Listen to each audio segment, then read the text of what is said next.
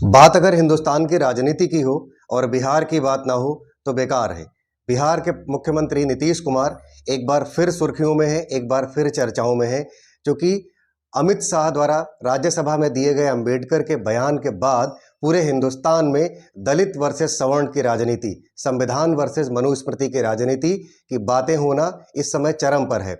नीतीश कुमार भी उसी के आसपास भटक रहे हैं और चंद्रबाबू नायडू भी इसी के आसपास भटक रहे हैं।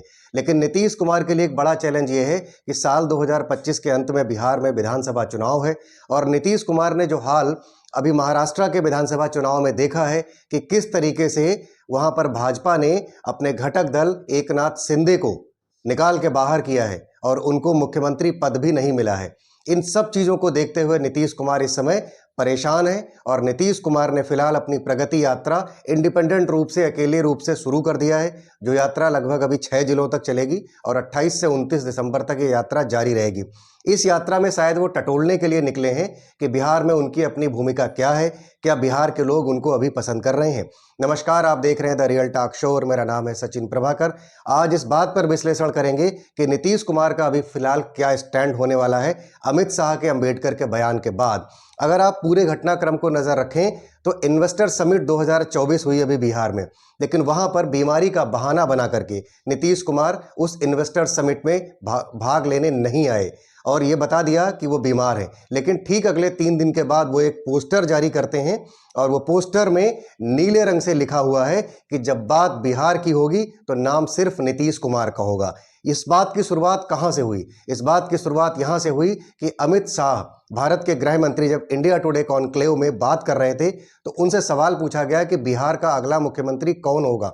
उन्होंने स्ट्रेट फॉरवर्ड शब्दों में कह दिया कि बिहार का अगला मुख्यमंत्री जो होगा उसको पार्लियामेंट्री बोर्ड तय करेगा, यानी दिल्ली का संसदीय बोर्ड तय करेगा। शायद नीतीश कुमार को यह बात नागवार गुजरी होगी कि बिहार का मुख्यमंत्री कौन होगा ये बिहार तय करेगा। अगर ये कहते तो शायद उन्हें अच्छा लगता, लेकिन जैसे ही उनकी तरफ से ये बोला गया कि पार्लियामेंट्री बोर्ड तय करेगा, नीतीश कुमार बीमार हो गए। इसके बाद जो दिलीप जायसवाल भारतीय जनता पार्टी के प्रदेश अध्यक्ष हैं बिहार के, उनसे भी जब सवाल पूछा गया तो उन्होंने कहा कि अगला विधानसभा चुनाव बिहार का जो होगा वो नीतीश कुमार के चेहरे पर ही लड़ा जाएगा, लेकिन मुख्यमंत्री कौन होगा ये संसदीय बोर्ड तय करेगा। एक बार फिर से नीतीश कुमार के हाथों निराशा लगी। चूंकि नीतीश कुमार पहले महाराष्ट्र का हाल देख चुके थे, इसलिए उन्होंने अकेले दम पर अभी फिलहाल अपनी रणभेरी बजा दी है। इसके अलावा अगर आप बात करें तो अरविंद केजरीवाल ने जिस तरीके से उनको अंबेडकर के मुद्दे पर एक चिट्ठी लिख दी है कि नीतीश कुमार जी कब तक सत्ता का मक्खन अपने मुंह में ठूंसे रहेंगे और भाजपा के साथ बने रहेंगे, जो भाजपा लगातार अंबेडकर का अपमान कर रही है।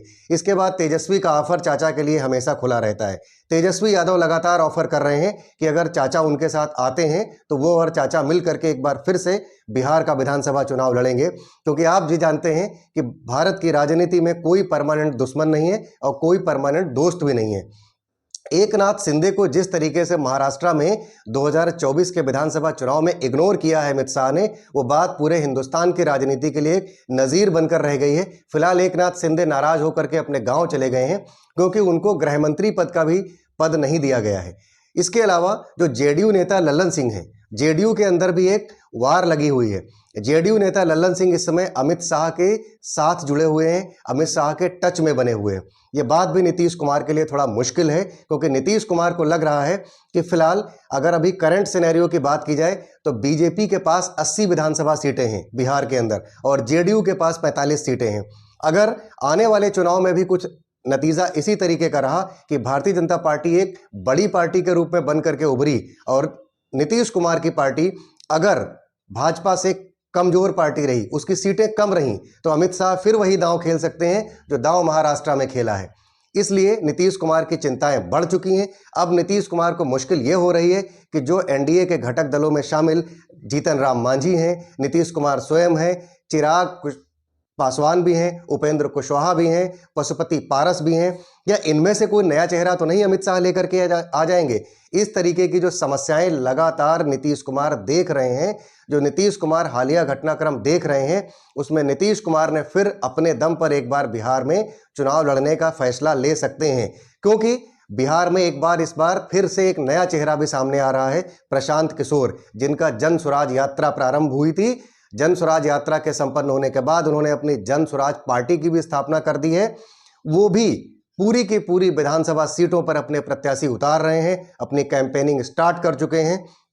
इसलिए नीतीश कुमार के सामने एक और बड़ा चैलेंज है। भारतीय जनता पार्टी के वोटर्स के अलावा जो प्रशांत किशोर का अपना चुनाव लड़ने का तरीका है वो भी एक विशाल तरीका है, क्योंकि उनके पास में पूरे हिंदुस्तान के अंदर राजनीति करने का, हिंदुस्तान के राजनेताओं के साथ काम करने का एक बड़ा एक्सपोजर है। नरेंद्र मोदी के साथ उन्होंने 2014 में काम किया था, उसके बाद उन्होंने दिल्ली की राजनीति समझी, अरविंद केजरीवाल के साथ काम किया, स्टालिन से लेकर के ममता बनर्जी तक के साथ प्रशांत किशोर काम कर चुके हैं। क्योंकि प्रशांत किशोर स्वयं एक इलेक्शन स्ट्रेटजिस्ट रह चुके हैं, इसलिए उनको इलेक्शन लड़ने का और इलेक्शन लड़ाने का बेहतरीन आइडिया है। ये सब चैलेंज नीतीश कुमार को परेशान कर चुके हैं। फिलहाल तेजस्वी भी भारी भरकम लाव लश्कर के साथ बड़ी लोकप्रियता और गंभीरता के साथ इस चुनाव में उतरने वाले हैं। कुल मिलाकर के नीतीश कुमार हो सकता है कि एक बड़ा पैंतरा खेलें और एक बार फिर से वो आदतन, जैसा कि उनको पलटू राम कहा भी जाता है, वो फिर से एक बार भारतीय जनता पार्टी को चकमा दे सकते हैं और 2025 में मुख्यमंत्री पद की शपथ ले सकते हैं। आज के वीडियो में हमारी तरफ से इतना ही। बाकी नीतीश कुमार और भाजपा के बीच जो भी दरार चल रही है उस पर आपकी अपनी क्या राय है, आप कमेंट सेक्शन में जरूर शेयर कीजिएगा। अब तक अगर आप हमारे वीडियो पर नए हैं तो हमारा चैनल सब्सक्राइब कीजिए और नोटिफिकेशन के लिए बेल आइकॉन भी प्रेस कीजिए, ताकि हमारे अनेक ऐसे वीडियोज़ के नोटिफिकेशन आपको टाइम टू टाइम मिलते रहें। धन्यवाद। जय हिंद, जय भारत।